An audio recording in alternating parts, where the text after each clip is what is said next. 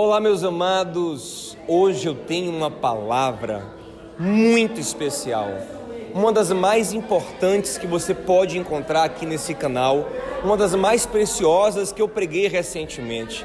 Eu quero que você assista a mensagem toda hoje e depois compartilhe com outros irmãos. Essa mensagem, com muita humildade eu quero dizer isso, porque ela veio do Senhor, mas ela pode revolucionar a sua vida e te levar para um outro nível. Eu vou falar sobre o poder da unidade, da comunhão dos cristãos. Se gostar, clique em gostei, deixe um comentário sobre a mensagem aqui, se inscreve no canal, ativa o sininho para receber notificações de novas mensagens. É bom ter você aqui. Shalom no seu coração. Romanos capítulo 1, versículo de número 7 em diante, diz assim: A todos os amados de Deus que estais em Roma, chamados para serdes santos, graça a vós outros e paz da parte de Deus, o nosso Pai, e do Senhor Jesus Cristo. Primeiramente, dou graças a meu Deus, mediante Jesus Cristo, no tocante a todos vós, porque em todo o mundo é proclamada a vossa fé. Porque Deus, a quem sirvo em meu espírito no evangelho de seu Filho, é minha testemunha de como incessantemente faço menção de vós em todas as minhas orações, suplicando que em algum tempo, pela vontade de Deus, se me ofereça boa ocasião de visitar-vos, porque muito desejo ver-vos, a fim de repartir convosco algum dom espiritual, para que sejais confirmados, isto é, para que em vossa companhia reciprocamente nos confortemos por intermédio da fé mútua, vossa e minha. Porque não quero, irmãos, que ignoreis que muitas vezes me propus ir ter convosco e tenho sido impedido até agora, para conseguir igualmente entre vós algum fruto, como também entre os outros gentios. Amados, nós estamos diante de uma das maiores obras literárias da humanidade, a Epístola de Paulo aos Romanos. Sabemos que toda a Escritura é divinamente inspirada, como Paulo afirmou ao seu discípulo Timóteo, em 2 Timóteo, capítulo 3, versículo 16. Mas mesmo sendo toda a Bíblia inspirada por Deus, existem textos que falam mais poderosamente ao nosso coração. Existem livros que viram xodós na nossa meditação espiritual, versículos que viram chaves especiais para as nossas vidas. E alguns outros, infelizmente, ficam às vezes preteridos em face desses versículos, livros que são os nossos prediletos. Alguns, por exemplo, quando vão fazer o seu plano bíblico anual, têm dificuldade quando chega em Levítico. Alguns pulam Levítico pela chatice dos detalhes da lei, deixam ele para mais tarde, alguns nesse deixar para mais tarde até hoje não voltaram. Levítico passou na sua leitura bíblica. Outros param num salmo específico e leem aquele salmo várias vezes, ou um provérbio que fala muito ao seu coração, ou uma passagem dos evangelhos ou das cartas apostólicas. Mas aqui estamos diante da carta apostólica, que é o maior xodó da igreja em todos os tempos. É o maior xodó da teologia cristã. É a carta que mais impactou a vida de grandes homens de Deus na história da igreja. É difícil você elencar qual é o livro mais importante, qual é o livro menos importante, porque, como falei, todos são divinamente inspirados. Mas Lutero, por exemplo, o grande reformador, afirma categoricamente que Romanos é o livro mais importante da Bíblia. Ele mesmo, Lutero, foi impactado por Deus numa meditação no livro de Romanos. Foi aí que o coração dele explodiu na consciência de uma fé que justifica o homem tão somente pelo crer, pela graça e não pelas obras. Antes dele, Agostinho de Hipona, grande teólogo, grande mestre da Idade Média, que inspirou Lutero, também se converteu ouvindo um pastor italiano chamado Ambrósio pregar em Milão, e uma voz dizia a Agostinho: medita na Escritura, medita na Escritura. Antes dele ter a conversão profunda dele, ele disse que ele ia meditando na Escritura e até então não estava convencido, mas quando chegou em Romanos, o coração dele se derreteu. Agostinho, convertido através da carta aos Romanos, inspirou Lutero, que teve a sua conversão mais profunda também lendo Romanos. Lutero escreveu um comentário ao livro de Romanos. E uma vez um jovem inglês chamado John Wesley entrou num culto morável e alguém estava lendo o prefácio de Lutero sobre a introdução de Lutero sobre a carta de Paulo aos Romanos. E John Wesley, ouvindo aquela introdução, a carta aos Romanos, é mais um que se converte através dessa obra e se torna o maior vivalista do século XVIII. Por falar em introdução, Calvino fez uma introdução ao livro de Romanos que é maravilhosa. Calvino, grande reformador, grande pensador, um dos maiores teólogos da história humana, ele diz na sua introdução à carta aos Romanos o seguinte: eu estou com medo de fazer uma introdução a essa carta, porque tenho medo que as minhas palavras, ao invés de iluminar a carta, diminuam e obscureçam, porque a carta é grandiosa demais. Estou na dúvida se comento algo sobre a introdução ou se vamos direto para o texto. Olha, vamos direto para o texto. Eu estou simplificando as suas palavras, porque ele fala de uma maneira mais complexa. Vamos direto para o texto. Vou falar só uma coisa na introdução. Essa carta ela é tão preciosa, mas tão preciosa, que se nós tivermos uma genuína compreensão da carta de Paulo aos Romanos, será aberta uma porta gigante para compreendermos os mais preciosos tesouros de toda a Escritura Sagrada. E Calvino não estava errado. Romanos tem os textos, talvez, que mais marcaram a minha vida. Romanos tem tudo o que é necessário saber sobre o Evangelho de Deus. Romanos tem toda a ideia de Deus de uma maneira muito bem explanada, compilada, arrumada. É uma obra de arte, inspirada por Deus no coração do apóstolo Paulo. Dá para você pregar toda a mensagem do Evangelho, desde a criação, a queda do homem, a redenção em Cristo, a regeneração, a santificação, a glorificação e a esperança futura, só citando versículos de Romanos. E eu estava brincando de fazer isso com o Tainã lá em casa, e é interessante que dá para você montar várias versões do seu evangelho pregado apenas com versículos de Romanos. Vou tentar fazer um para vocês aqui.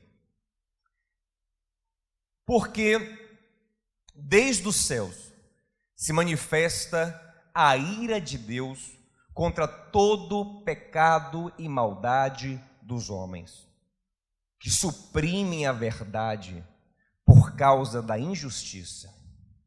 Porque os atributos eternos de Deus, os atributos invisíveis do Senhor, tanto o seu eterno poder como a sua divindade, claramente se veem e se entendem desde a criação do mundo nas coisas que são criadas.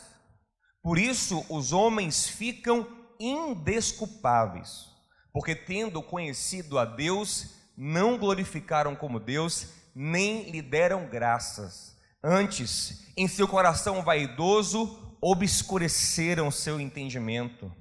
Crendo ser sábios, tornaram-se loucos. Todos pecaram e destituídos foram da glória de Deus. Por isso, eu quero fazer o bem e não consigo. E o mal que eu não quero fazer, este faço continuamente. E se faço o que eu não quero, já não sou eu quem faz, mas o pecado que habita em mim. Miserável homem que sou, quem me libertará do corpo desta morte? Porque o salário do pecado é a morte. Porém, o dom gratuito de Deus é a vida eterna em Cristo Jesus. Porque por um homem entrou o pecado no mundo, pela ofensa de um veio juízo e condenação para todos os homens, mas pelo ato de justiça de um só veio graça e justificação para todos os homens. Nisso Deus prova o seu amor por nós, tendo Cristo morrido por nós quando ainda éramos pecadores. Por isso não me envergonho do Evangelho. Ele é o poder de Deus para a salvação de todo o que crê. Porque se com tua boca confessares que Jesus Cristo é o Senhor, e em teu coração creres que Deus o ressuscitou dentre os mortos, serás salvo.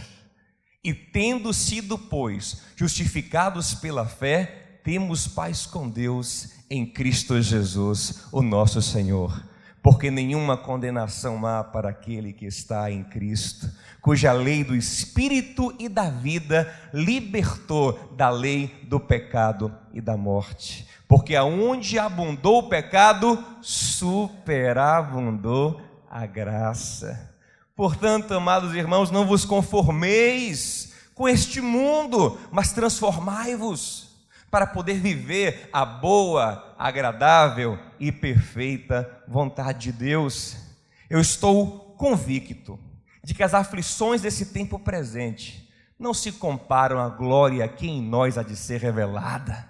Nisto sabemos que todas as coisas cooperam para o bem daqueles que amam a Deus, daqueles que são chamados segundo o seu propósito. E em todas estas coisas somos mais do que vencedores por aquele que nos amou. E eu estou bem certo de que nem morte, nem vida, nem anjo, nem principado, nem o presente e nem o futuro, nem poderes, nem altura, nem profundidade ou qualquer outra criatura poderá nos separar do amor de Deus que está em Cristo Jesus.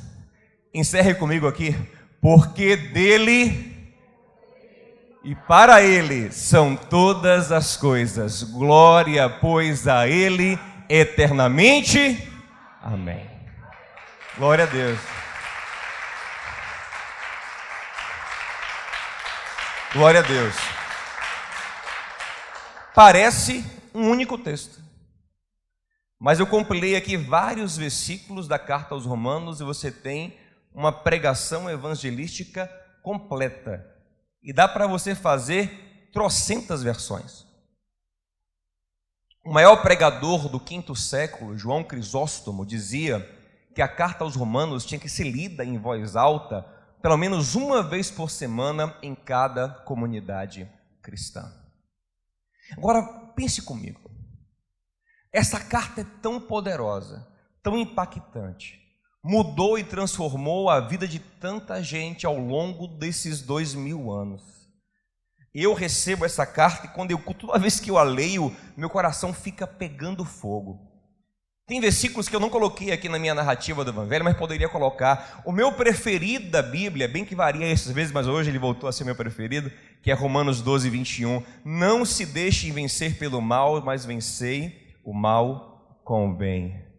O que a gente tem cantado muito agora, né? Ô profundidade da riqueza, da sabedoria e do conhecimento de Deus. Então é muita riqueza, meu amado, né? É muita. Agora você percebe, se isso para a gente hoje é tão impactante, essa carta é tão poderosa, imagine essa carta no coração dos destinatários primários, aqueles que estavam vivendo aquele tempo, que receberam essa carta nominalmente. Eu quero te mostrar agora como Paulo escreveu essa carta de maneira pessoal, como ela era uma carta endereçada para alguém.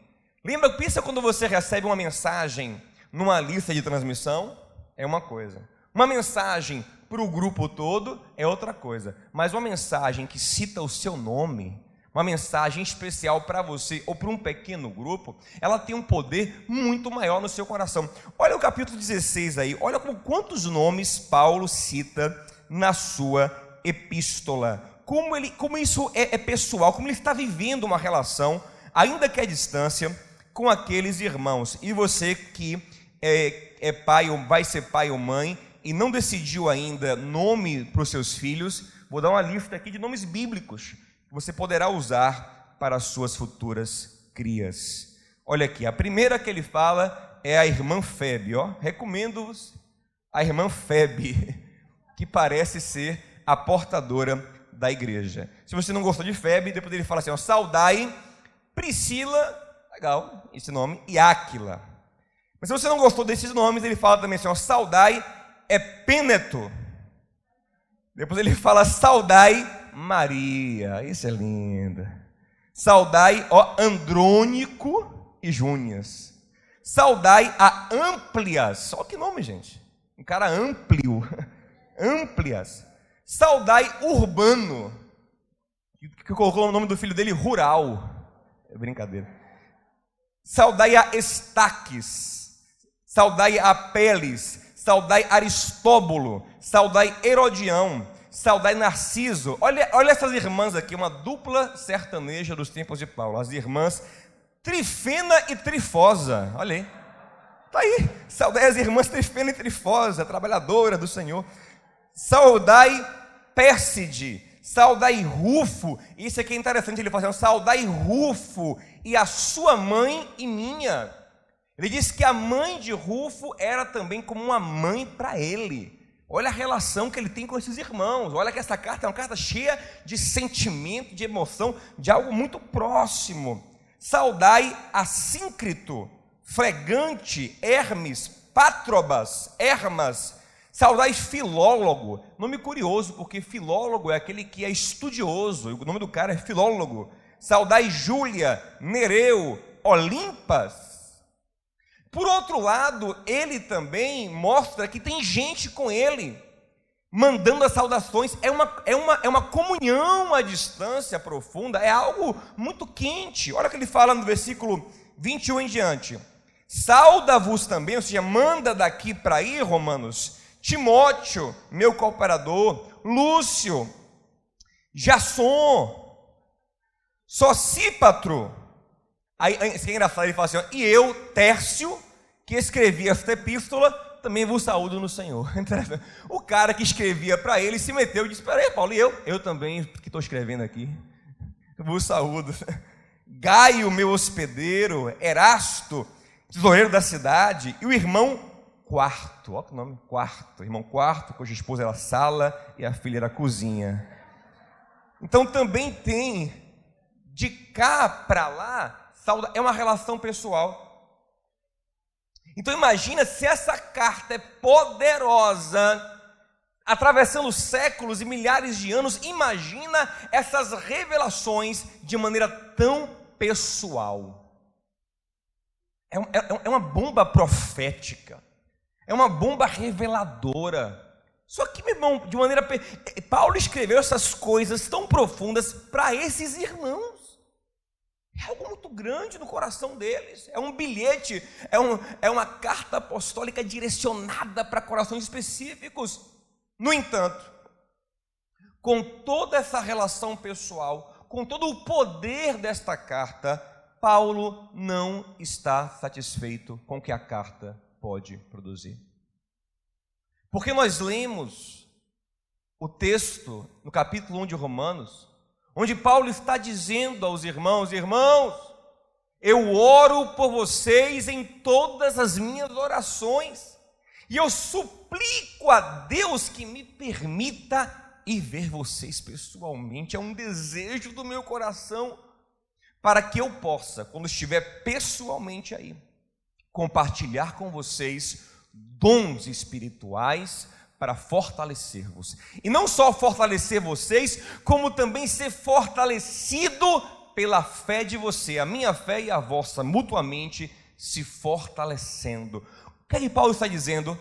Por mais que essa carta seja tremenda, ela não pode suprir todas as carências congregacionais, todas as carências da igreja. Tem coisas que eu só posso dar a vocês e vocês a mim no tete a tete da comunhão, pessoalmente. E por que eu estou falando sobre isso hoje? Porque estamos vivendo num tempo em que a igreja é cada vez menos um corpo e cada vez mais uma plateia. Um aglomerado de pessoas que se sentam uma ao lado das outras para assistir um culto. Infelizmente, essa plateia hoje também é muito virtual.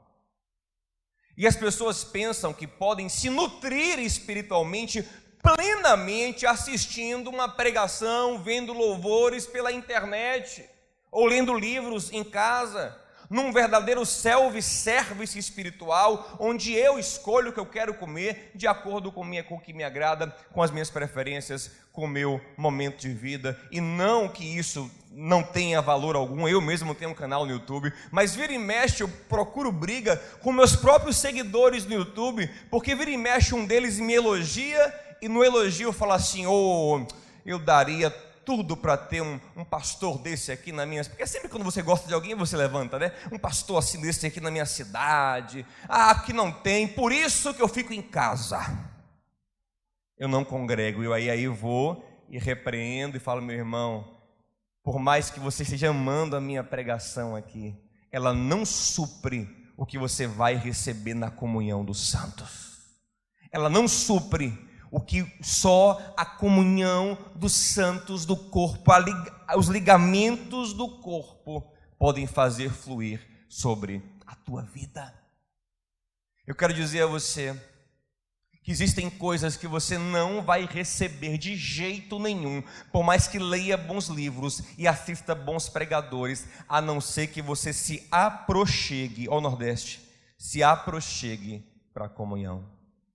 E como Salomão diz em Provérbios 18, versículo 1, quem se isola pensa que é sábio, mas na verdade é um tolo. Salomão fala, é um revoltado contra a sabedoria. Paulo não conseguiu transmitir na sua carta tudo que pregador conseguirá pelo YouTube, por uma live no Instagram, por uma música postada na internet, algum cantor. Não poderá.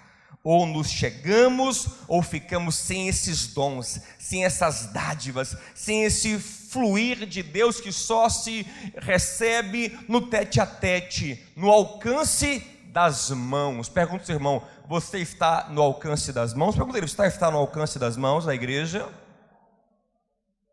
E por que eu falo de alcance das mãos? Porque em Hebreus capítulo 6, versículo 1, o autor da carta aos Hebreus, que eu desconfio muito seriamente ser o apóstolo Paulo, que se escondeu para não criar treta com os judeus que lhe perseguiam, o autor de Hebreus fala: olha, existem doutrinas que são elementares, fundamentais na construção da nossa fé. Eu não quero nem falar sobre elas. Ele fala, olha, sobre batismo, sobre arrependimento, eu não quero nem falar sobre elas. E entre isso ele fala imposição de mãos. Eu não vou nem falar sobre isso. É indispensável dizer que imposição de mãos é fundamento do Evangelho. Ou seja, para o fundamento do Evangelho tem que ter toque, olho no olho. Não tem toque pelo YouTube. Não tem toque pelo Facebook.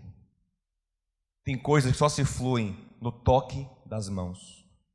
Poder, graça, unção, vida, dom, cura, manifestações de Deus que só fluem no tete a tete, no desafio diário da comunhão. E são muitas coisas. É porque a nossa cabeça fica viciada em olhar a nossa nutrição espiritual sobre dois viés: o da palavra e o da música, às vezes também da oração. Mas, meu irmão, diga ao seu irmão assim: irmão, tem muita coisa. O que Deus quer te nutrir através da igreja vai para muito além de ouvir uma palavra ou de cantar louvores e fazer uma oração, vai para muita coisa. Quando Pedro fala sobre isso, em 1 Pedro 4,10, ele fala: ó, cada um seja um bom dispenseiro, um bom mordomo, um bom gestor, um bom administrador dos dons que Deus nos deu para os outros, ou seja, cada um de nós, ou seja, cada um, não é os pastores, os líderes, cada um de nós tem coisas para liberar sobre uns sobre os outros. Imagina aí, meu amado, cada um de nós tem dons, tem talentos, tem preciosidades divinas que Deus nos confiou para liberar uns sobre os outros. E aí Pedro usa uma expressão curiosíssima, interessantíssima, que é multiforme graça de Deus. Ou seja, a graça de Deus tem muitas formas de se manifestar. Eu preciso ser corpo.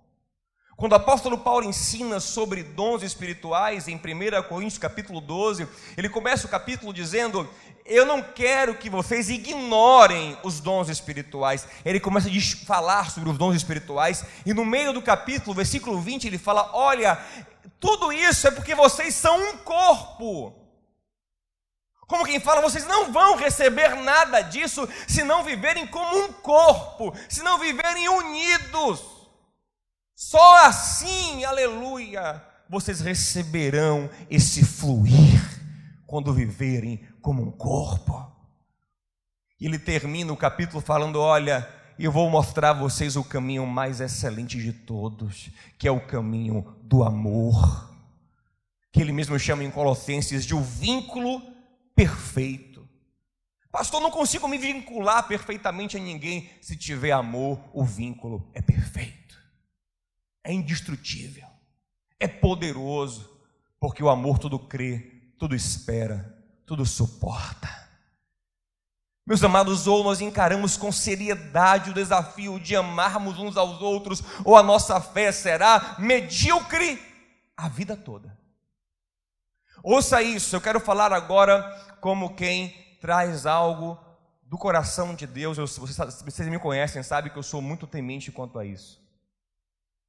Na semana passada, na Santa Ceia, aqui na Barra, no culto de 5 horas, quando eu coloquei o pão na boca, eu tive uma visão. Eu vi Jesus na cruz. Eu não vi o rosto dele, mas eu vi a imagem. Eu sabia que era o Senhor crucificado. De repente, eu vi o corpo dele fora da cruz. E a imagem da cruz, depois eu entendi, era justamente para eu entender o corpo que eu veria depois, para eu entender que era de Jesus. Eu só via o corpo fora da cruz. Eu não via a cabeça, eu via só o corpo.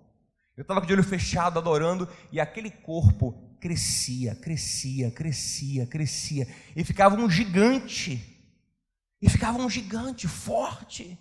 E no domingo passado, ainda não estava entendendo muito bem o que Deus queria falar sobre isso, e fiquei orando essa semana para entender, até Deus me guiar essa palavra também. Ele falou: meu filho, Cristo é um gigante na terra quando o corpo se fortalece. Não dá para ser gigante só o cabeção e o corpinho. Cristo só é poderoso sobre a terra quando o corpo se fortalece. E aí cabe a mim e a você, porque a cabeça está forte, a cabeça está exaltada. Agora é a gente, corpo, se unir, se ligar, se suportar, se tolerar, meu irmão. Vou te falar uma coisa: o trabalho maior de Jesus com os discípulos não foi ensiná-los outra coisa senão a se perdoarem, se tolerarem, a estarem juntos. E quando eles se uniam, aí que o poder de Deus fluía entre eles. Eu olho para Lucas capítulo 24 e eu vejo 2 discípulos indo desanimados embora, se afastando da comunhão da igreja em Jerusalém, logo após a ressurreição de Jesus, meio incrédulos. Eles estão caminhando para Emaús. O Senhor aparece no meio deles. O Senhor caminha no meio deles. O Senhor se revela para eles numa mesa de jantar. Quando eles percebem que Jesus cai fora.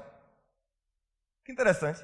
O Senhor dá uma pitadinha para eles de graça, de revelação, mas quando eles querem mais, é Jesus. Opa, cai fora. Por quê? como quem fala, aqui é só pitadinha, vocês querem mais? Voltem para a comunhão em Jerusalém.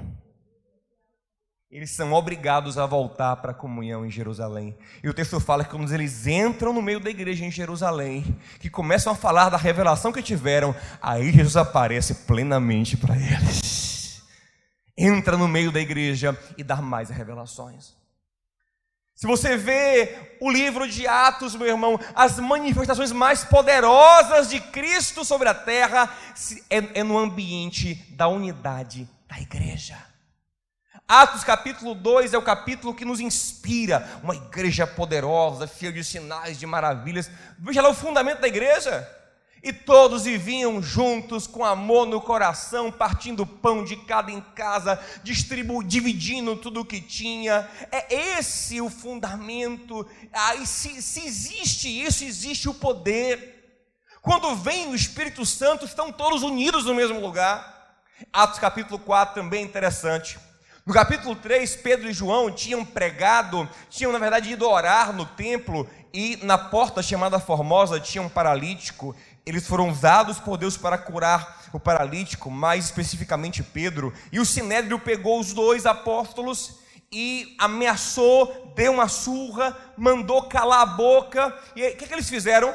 Foram para os seus quartos, ficarem emburradinhos, foram postar no Facebook, apanhei do Sinédrio. Não, eles foram para o meio da igreja, foram caguetar onde tinham que caguetar, no corpo. Chegaram no meio do corpo e disseram: olha, apanhamos por pregar Jesus. Os irmãos disseram: glória a Deus, cheguem para cá, vamos orar juntos. E o texto fala que eles oraram unânimes numa única voz. E mais uma vez o texto fala, eles são cheios do Espírito Santo, e há tanta graça de Deus naquele ambiente que as paredes do lugar tremem. É assim que o poder se manifesta, é nesta profundidade de comunhão. Eu quero te dizer, meu irmão, mais uma vez, eu com muito temor no coração, sabe o que está faltando para a vida da maioria das pessoas aqui nesse lugar, nessa manhã? Ouça isso, é se aprofundar em comunhão, é chegar mais, é se dedicar, é gastar mais tempo, mais vida, investir mais nesse mistério da fé, que é o estar junto, o dividir, o partir do pão. Irmão, Jesus ordenou duas coisas. Ele só ordenou duas coisas para a igreja. São duas ordenanças. Uma que é o batismo.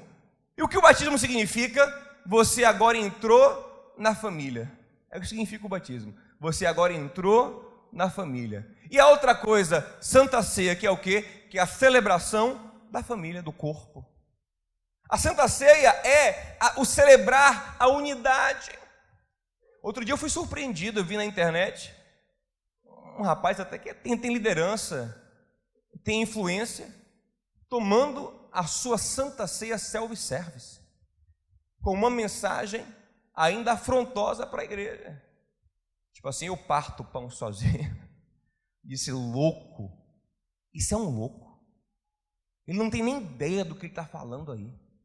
Porque quando você vê 1 Coríntios capítulo 11, quando Paulo fala sobre comer e beber indignamente, e muitos pensam, rapaz, se eu cometi aquele pecado e vou tomar ceia, eu vou tomar ceia em maldição. Aí no dia da ceia fica, meu Deus me perdoa, meu Deus me perdoa. Mas isso também a gente pode aprofundar depois. Mas não é bem isso que Paulo está falando. Leia o contexto e Paulo é bem claro. Paulo arrebenta com quem toma ceia indignamente e ele explica, ele fala o seguinte: olha, então, para não tomar ceia indignamente, sabe o que vocês devem fazer? Esperem uns pelos outros. Não comam sozinhos. Se alguém tem fome, coma em casa primeiro, porque o objetivo da ceia não é encher a barriga, não é cada um tomar o seu e correr. O objetivo da ceia é juntar todo mundo e partir o pão, como quem diz, nós nos amamos, nós somos um corpo, o corpo de Cristo nos liga, somos um em Cristo. E Paulo fala, quem fere esse objetivo, quem chega logo e come a sua ceia e cai fora, esse é o que come e bebe juízo para si. Esse é o que come e bebe indignamente. Você entendeu o que é isso? A espiritualidade individualista é a espiritualidade maldita, satânica. É o fermento que impede o avanço da igreja. Quando cada um quer o seu e não entendem o nosso, e não entendem a oração do Senhor. O Pai é nosso. Nos perdoe, nos livre do mal. Gente, ou compreendemos esse mistério, ou a nossa fé ficará raquítica. Ou compreendemos esse mistério, ou nunca viveremos o poder que está em Mateus 18, quando 2 de vós concordarem com algo na terra, será ligado no céu. E eu sei que isso se fala mais especificamente no contexto sobre perdoar e reconciliar a gente. Você sabia disso? Que a igreja unida tem o poder de reconciliar, não de liberar perdão, mas de decretar a reconciliação espiritual daquela pessoa que está afastada dos caminhos do Senhor. Está em Mateus capítulo 18, se vocês perdoarem, será perdoado, se vocês retiverem, está retido. Ou seja, vocês têm o poder não de liberar o perdão, porque esse é um poder de Deus, mas de gerenciar quem pode se achegar ao corpo e quem não está com condições de se achegar ao corpo. Há um poder, e se vocês fizerem isso, Deus do céu ratifica o que vocês estão fazendo. Mas eu não posso fechar esse texto apenas na questão disciplinar da igreja. O texto não fala que é só disciplina, o contexto é de disciplina, mas o texto mostra o seguinte: qualquer coisa que vocês concordarem. Isso é muito profundo, isso é um poder muito grande. Mas esse mesmo texto há uma exigência: onde 2 ou 3 estiverem no meu nome, reunidos, ali eu estou onde? No meio dele. Diga ao seu irmão assim, ó, pelo YouTube não dá.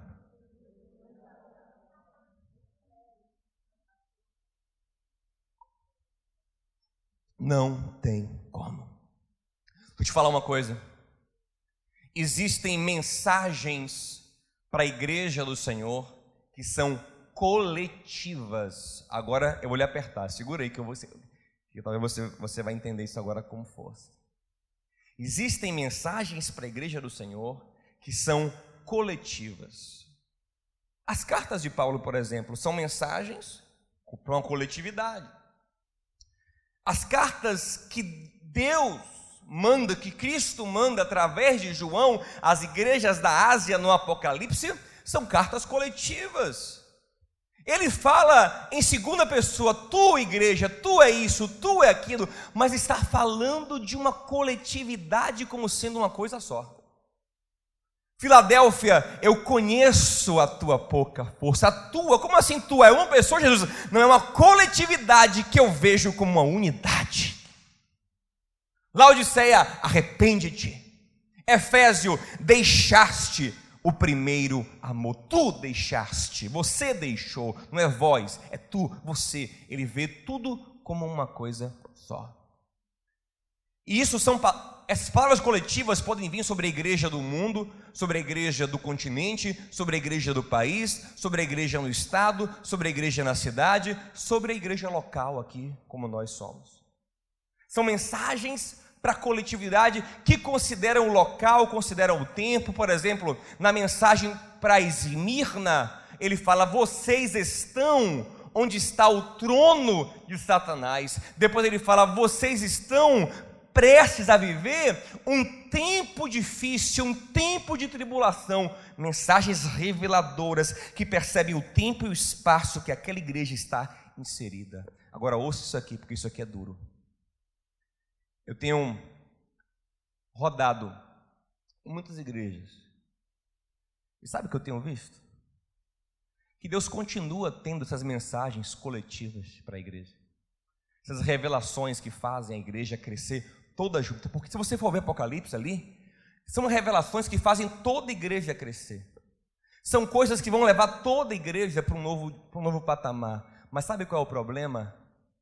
Existe um núcleozinho miúdo em cada congregação que está com nível de unidade, de comunhão, que é corpo de fato para receber esse tipo de revelação. Então um núcleozinho miúdo começa a receber essas revelações coletivas de tempo e espaço de Deus e crescem, enquanto o resto da igreja fica raquítico, medíocre, pequeno, porque são meros espectadores de culto não são corpo. E essa mensagem coletiva só compreende, só observe, só discerne quem é corpo.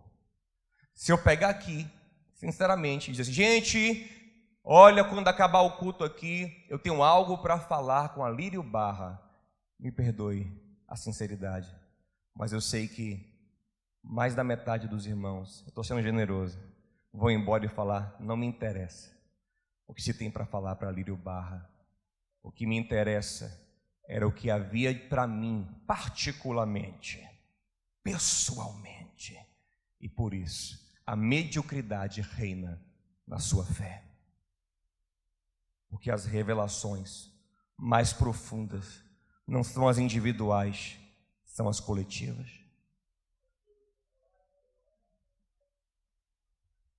Eu falo isso com muito temor. Matthew Henry, comentarista inglês da Bíblia, muito profundo, ele fala: como o homem foi criado para viver em sociedade, o cristão foi criado para viver na comunhão dos santos. É uma questão de sobrevivência. Nós fomos criados para essa comunhão. E me impressiona, irmãos, e agora eu sinto a presença de Deus aqui. Me impressiona ver gente que antes eu atribuía a falta de comunhão pela inabilidade relacional, dizendo, essa pessoa é chata mesmo, a gente tem que entender ele, não sabe se relacionar, mas eu tenho visto que não é verdade. Tenho visto gente que quando eu abro o Facebook, o Instagram, e sim, o pastor fiscaliza a sua rede social. Está cheio de amigo da faculdade, está cheio de amigo do futebol, do trabalho. Eu digo, fulano sabe se relacionar, né? O que ele não quer ter comunhão é com o corpo de Cristo. Sabe por que a gente não quer ter comunhão com o corpo de Cristo muitas vezes? Por uma coisa simples, por carnalidade. Porque Provérbios diz que ferro afia ferro, ou seja, homem afia homem. Um homem exige do outro mudanças, mas no ambiente espiritual as mudanças são mais incômodas e mais profundas. Os confrontos são mais doídos. Coisas que são toleradas lá fora, na luz da palavra, elas são confrontadas. Falo isso por minha própria experiência. Já contei aqui várias vezes que quando eu me converti, minha dificuldade era gostar dos irmãos da igreja. Eu achava todo mundo chato, achava meus colegas da escola, do bairro, muito mais legais, e os domínios da igreja chatos. Depois isso mudou, hoje são meus melhores amigos são os irmãos da igreja. E aí, o que alguns fazem? Para conseguir ter algum nível de comunhão, como não querem santificar, e a comunhão dos santos chama para a santidade, ele arruma comunhão na igreja, mas com os carnais. Quem for carnal na igreja, ele quer se unir. Quem for espiritual, ele cai fora. Eu até lembro de uma história que eu contei um dia desse aqui. O Daniel Rios é protagonista dessa história. Eu ainda começando a ir para a igreja, não estava convertido ainda não, estava só frequentando. E teve um aniversário de 15 anos de uma irmã, da filha de uma irmã muito influente na comunidade, uma mulher de Deus, líder dos jovens e adolescentes na época, nossa época. 15 anos dela, não foi da menina? E aí a festa, os jovens todos lá, numa casa bonita, grande, tinha pastores naquela festa, uma comunhão, coisa bonita, coisa gostosa, que nós temos que viver mais como igreja isso. Coisa gostosa, uma comunhão deliciosa lá. Só que aí o que eu fiz? Lógico, eu me juntei com a galera da bagunça, que sempre tem. Diga ao seu irmão, sempre tem, sempre tem. Qualquer igreja que você for, sempre tem, sempre tem. Me juntei com a galera da bagunça, e a galera da bagunça, eles arrumaram, Jefferson, você que está filmando isso aí, eles arrumaram um filme erótico no meio da festa. Agora, assim, pense que não era aquele filme erótico como tem hoje, graças a Deus. Na época era mais leve, era aquele filme da Bandeirantes, um tal de Emanuele. Não faça de conta que você não sabe o que é, homem, eu sei que você sabe. Agora, era um negócio bem leve assim, porque na parte que começava a ficar mais quente, entrava Band, e dava um intervalo, era só um negócio, Band.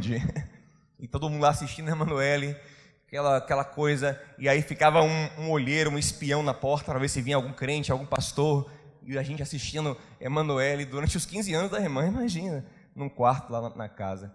Daqui a pouco me aparece Daniel Rios, marchando no poder. Me aparece Daniel Rios na maior autoridade. Diz que absurdo! Festa de crente, vocês na carne aí. Misericórdia, eu vou chamar o pastor, eu vou chamar o papa, os apóstolos, os bispos. Diz que ia chamar todo mundo. E aí, um irmão amigo meu, que hoje é uma bênção, crente, pastor, um amigão, primo de Giovanni, pastor Jonatas, homem de Deus, beijo pastor Jonatas, eu já sei essa mensagem. Homem de Deus, falou assim, ó, ô Daniel, você é muito quadrado. E todo mundo, deu aquela risada dele. Daniel respirou fundo e falou, pois eu prefiro ser quadrado e ficar firme, do que ser redondo como vocês, rolar e cair no abismo. Quer aplaudir para a vida de Daniel?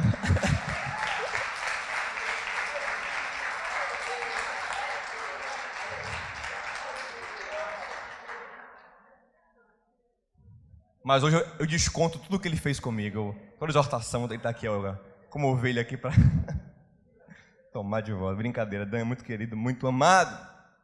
Mas essa é a verdade, irmão. Nossa falta de comunhão muitas vezes é uma carnalidade interior. Uma falta de desejo de coisa de Deus. Gente que se anima para tudo. Bora assistir Os Vingadores? Bora. Ô, rapaz, não tem mais sessão aqui no Barra, não. Não, tem uma no Center lá para meia-noite. Ele vai. Mas para se unir, para vir para um culto 7h30 da noite, ele não, ele tem dor nas costas. É carnalidade que nos impede de ter comunhão, meu irmão. Nós temos que arrumar mais gente para ser nossos amigos, que amem Deus, que queiram Deus. Gente apaixonada por Jesus. Como os amigos de Daniel. Os amigos de Daniel, eu acho uma figura. Daniel capítulo número 1. Daniel da Bíblia agora. Aqui tem tantos Daniéis, né? É Daniel, tem um monte de Daniel aqui. Daniel Amador, Daniel Souza, Daniel. Aqui eu sou um leão na cova dos Daniéis. O Daniel da Bíblia diz no capítulo 1 do seu livro que ele propôs em seu coração fazer um jejum. Imagina, gente. O cara é um judeu, sim, até de uma classe boa em Israel, mas nunca sonhou em comer as comidas do imperador Nabucodonosor. E disse que as comidas que o imperador poderosíssimo comia, ele botou na mesa para os jovens sábios comerem também. Imagina, é como se fosse o boi preto. É como se um empresário quisesse pagar o boi preto para os jovens. Aí chega um dos jovens e fala em nome do grupo: não, Deus propôs no meu coração um jejum. Imagina aí. Um empresário quer pagar boi preto para você e seus amigos. Aí você tem um amigo crente que fala: não, Deus botou no meu coração. Pode ver o texto. Daniel capítulo 1, versículo 8. Não fala assim, Deus colocou no nosso coração, não. Deus colocou no meu. Mas ninguém vai comer também aqui, não. Imagina aí, meu irmão. Pera aí, Daniel, vai sozinho, meu irmão. Deus colocou no seu coração. No meu, não. Meu boi preto, rapaz, pelo amor de Deus. Não, mas os 3 amigos disseram: se Deus colocou no teu coração jejuar no dia do boi preto, conte conosco, Daniel. Pergunta ao seu irmão aí: você tem amigo assim? Ou só tem amigo que te freia, te puxa para trás, nunca cola no jejum, na oração, na vigília, só cola para o filme, só cola para a conversa fiada, só cola para perder tempo? Irmãos, é muito triste, ouça uma coisa, é muito triste, ver tanta gente unida por propósitos tão menores e ver crentes que não conseguem se unir em torno de Jesus. Qualquer coisa hoje no mundo junta a gente. Lançou o filme do Harry Potter, junta o fã-clube do Harry Potter. Aí vamos um menino vestido de bruxo, tudo assistir o filme. Vamos para um estádio de futebol, o cara nem conhece quem está do lado. O time faz o gol, o cara pula abraçado, chorando com a pessoa. Você fala, são melhores amigos. Conheci agora. Bahia. Une profundamente. Time de futebol. Hobbies. Causas políticas, que aí já são coisas mais nobres até, movimentos sociais. Partido, ideologia. Você está vendo o que está acontecendo no Brasil? A unidade em torno de uma ideologia. Mas como somos fracos para nos unir em torno de... Gente, se o nosso evangelho não é mais poderoso para unir do que uma ideologia política, nós somos um fracasso como crentes. Porque a ideologia política está sendo poderosa para separar aquilo que Jesus gigantesco e poderoso deveria estar unindo. É impressionante isso. E quando eu olho para o ministério de Jesus, eu vejo um Jesus que botou no mesmo barco. Você está achando que a briga está feia, direita e esquerda no Brasil? Não, você não sabe o que era a briga entre publicanos, eu vou colocar aqui, não estou dizendo que publicano é uma classe, é outra, não, mas vou colocar publicano aqui como extrema direita. Se fosse, seria isso. Publicano como extrema direita e zelote, extrema esquerda. Meu amigo, era morte todos os dias nas ruas de Jerusalém. Os zelotes, sobretudo, tentavam esfaquear. Vai dar problema isso. Vai dar problema. Meu irmão, o zelote é o que você quiser. É esquerda, pode ser direita também. Pode ser o que você quiser, pelo amor de Deus. Pelo amor de Deus, viu? É o que você quiser. Sei que... Esqueça isso. Eu sei que o zelote esfaqueava os publicanos, que só viviam entre eles, odiados, como Zaqueu, odiado por todos. E os zelotes, bicho brabo, nacionalistas bravos, tá mais para a direita, nacionalistas bravos, os outros, enfim, você entendeu? E aí, meu amigo, o que Jesus faz? Ele vem matar os publicanos. No ato da cobrança de impostos, falou, larga tudo aí, rapaz. Larga essa ideologia toda e vem me seguir. Ele vê Simão Zelote com seu punhal na mão, fala, guarda esse punhal e vem me seguir. E quando ele se encontra um com o outro, diz, como é que é Jesus? É ele? É ele, seu irmão, ame ele. Ame ele.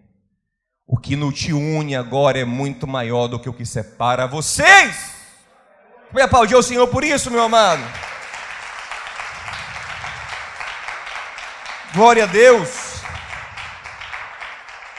E eu quero encerrar dizendo o seguinte: muita gente não consegue viver em comunhão pela vaidade e arrogância do seu coração, por achar que são superiores. Como eu falei no começo aqui, a gente fala, não acho aqui uma igreja que comporte a minha excelência. É nesse naipe aí. Eu digo, aonde na Bíblia que diz que você está isento da comunhão por não achar uma comunidade que não comporte a sua excelência? Porque, em primeiro lugar, o que eu vejo na Bíblia é em Filipenses capítulo 2, versículo 3, Paulo dizer o seguinte: considerem os outros superiores a você, a fim de servi-los e de andar com eles. Olhe para os outros de baixo para cima e não de cima para baixo, é o que Paulo ensina. Mas você está considerando os outros inferiores a você. Beleza. Digamos que de fato as pessoas sejam todas inferiores a você, que é um ser superior. Então vamos para o versículo 5 de Filipenses capítulo 2, onde Paulo fala da atitude que um ser superior deve ter. Ele fala: tende vós o mesmo sentimento que houve em Cristo Jesus, que sendo Deus... Alguém aqui está nesse nível? Que sendo Deus, infinitamente superior aos homens, se esvaziou da sua divindade e se misturou no meio dos homens. Se você é tão maior, faça como Cristo. Se esvazie da sua superioridade, a fim de comungar, edificar, abençoar. É mais forte? Então vem suportar o mais fraco. É o que a Bíblia manda. Não joga fora o mais fraco, é carregá-lo. Então você, irmão, assim, você é mais forte? Tem que carregar a gente, então. É o que a Bíblia diz. Não deixemos de congregar, como é costume de alguns, diz Hebreus 10, 25. Eu espero que não seja o seu costume. E quando Paulo está falando isso, falando assim, não suma 3 meses da igreja. Nem está falando, não. Ele está falando assim, não deixe de estar sempre na congregação, porque esse era o costume da igreja primitiva, a igreja no primeiro século. E eu quero encerrar, meu irmão, dizendo o seguinte: na carta aos Romanos, o apóstolo Paulo o tempo todo estimula a comunhão, ao amor fraternal, mas tem uma hora que ele vai falar sobre afastar algumas pessoas. Tem uma hora que ele fala, fique atento, de olho nessa galera aí, essa galera evite. Sabe quem é? No último capítulo, 16, versículo 17, ele fala, olha, fiquem de olhos abertos, não se abram para aqueles que causam divisões. Esses são os perigosos, destrói a essência do poder de Deus sobre a terra, que é a comunhão dos crentes. Porque nisto conhecereis que sois meus discípulos, quando vos amardes uns aos outros. O Salmo 133, salmo lindo, curtinho, belíssimo e profundo, o salmista diz, quão bom e agradável é. É bom e é gostoso. Se você ainda não sentiu esse sabor, é porque nunca viveu nessa comunhão. Quem já foi para um retirão em Dan, aquele retiro delícia, aquela comunhão de retiro, orando, buscando a Deus. Chega um momento do retiro que você fica, meu Deus, o que é isso aqui? Isso aqui é o céu? Teve retiro que, do meio para o final, a sensação que eu tinha, eu estava no céu. Por quê? Porque o retiro foi no Iberstar? Não, porque a comunhão, pelo contrário, foi no Ibero Barranco. O retiro muitas vezes, não como o nosso, que vai ser uma bênção, mas a comunhão era tão maravilhosa que era a sensação mais perto do céu que uma coletividade podia ter. Ele fala, quão bom e agradável é que os irmãos façam o quê? Sentem juntos na cadeira, não é isso? Você acha que você está vivendo em comunhão, sentando junto na cadeira, você não sabe nem quem é essa pessoa que está do seu lado aí? Se ela morrer amanhã, você nem vai no enterro dela. Você vive em comunhão? Não é quão bom e agradável é que os irmãos sentem juntos num culto, não, meu irmão, porque a gente está se achando já. Está achando que porque ele não fica em casa vendo pelo YouTube, porque ele vem sentar aqui, já tá bom. Eu estou pegando aqui, não, graças a Deus, eu não sou da turma que fica em casa vendo pelo YouTube, eu venho para o culto.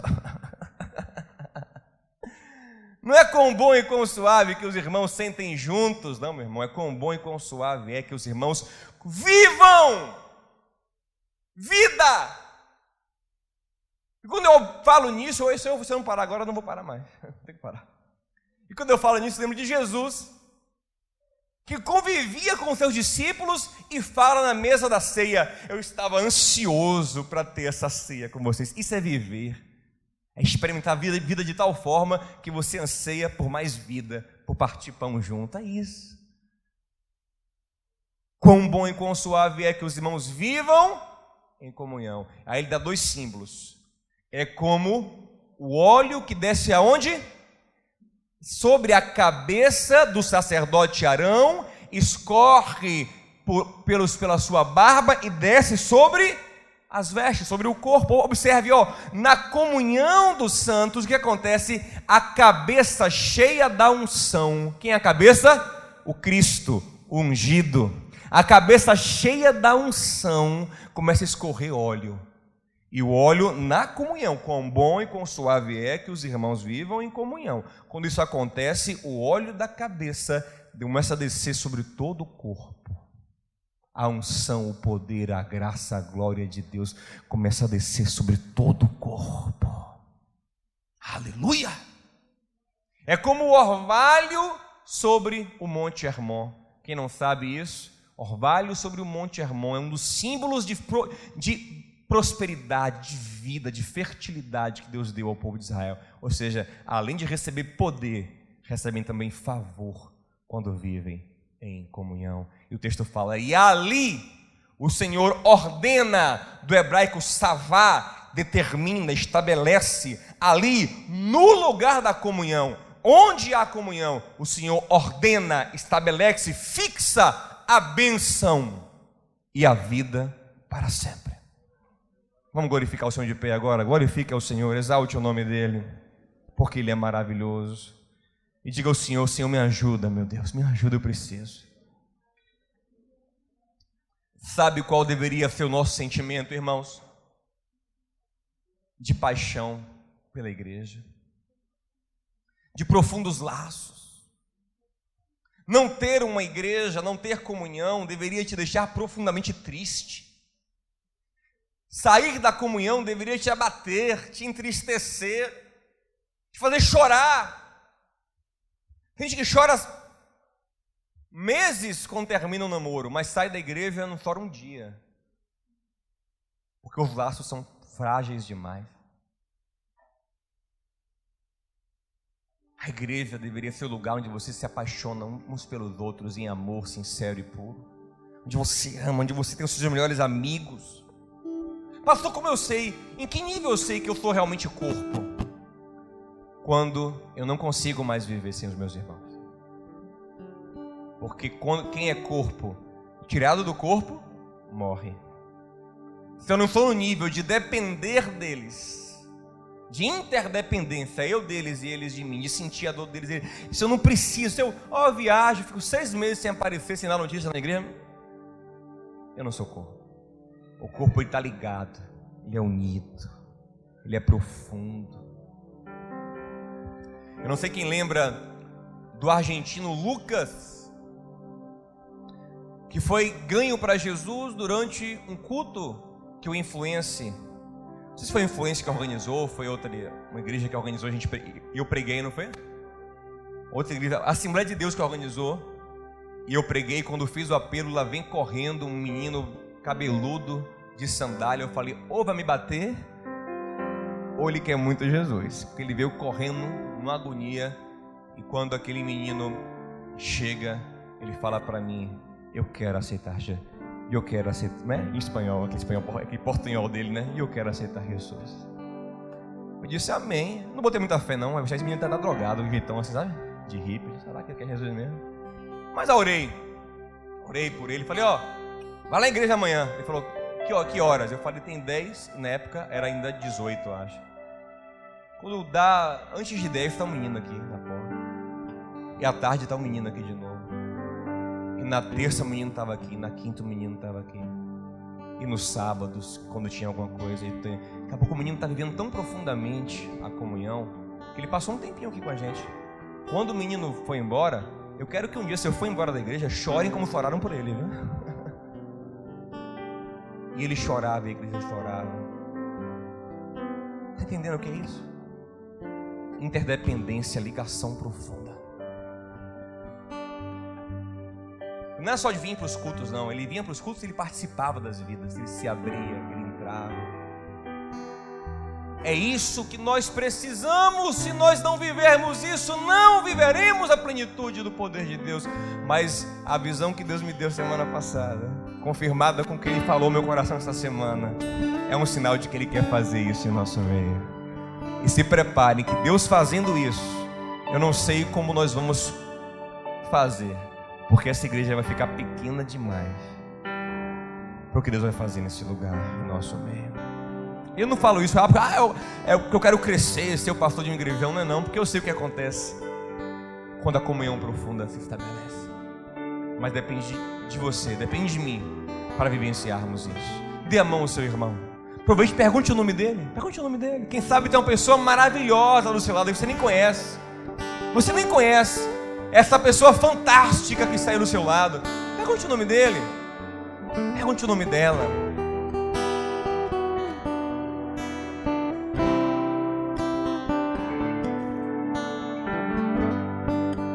Vamos cantar essa canção, vamos?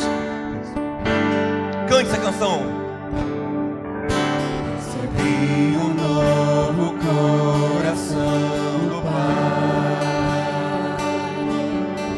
coração regenerado, coração transformado, coração que é inspirado por Jesus,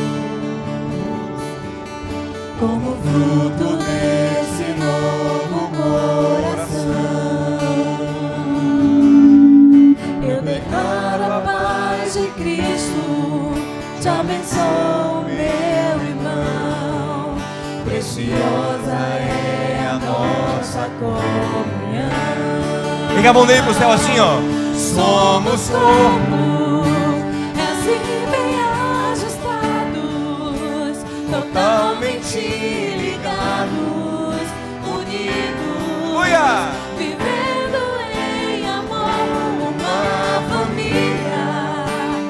qualquer falsidade, vivendo a verdade, expressando a glória do Senhor. Uma família vivendo o compromisso do grande amor de Cristo. Eu preciso de ti. Diga para Ele: Irmão, precioso és para mim, querido. de novo. Eu preciso de ti, querido irmão. Precioso és para mim, querido irmão. Pai, eu te peço, nos ajuda, porque a nossa carne não quer isso, Senhor. Quando Paulo lista as obras da carne em Gálatas capítulo 5, o que mais tem são obras que geram afastamento. O que mais tem, Senhor, é inveja, porfia, ira, peleja, dissensão. É o que mais tem. O que a carne mais gera, Senhor, é afastamento. Tem misericórdia de nós. Nos dá o teu Espírito, porque ele gera os frutos do relacionamento: bondade, amor, temperança, domínio próprio, fidelidade. Nos ajuda, Senhor, nos ajuda, nos vincula pelo teu amor, nos vincula em ti, Senhor. Nos ajuda a ser corpo de Cristo na terra, e que a unção da cabeça venha sobre nós, em nome e para a glória de Jesus. Quem crê diz: aplauda o Senhor bem forte, porque Ele é digno. Glória a Deus. E assim bem ajustado, Aleluia. totalmente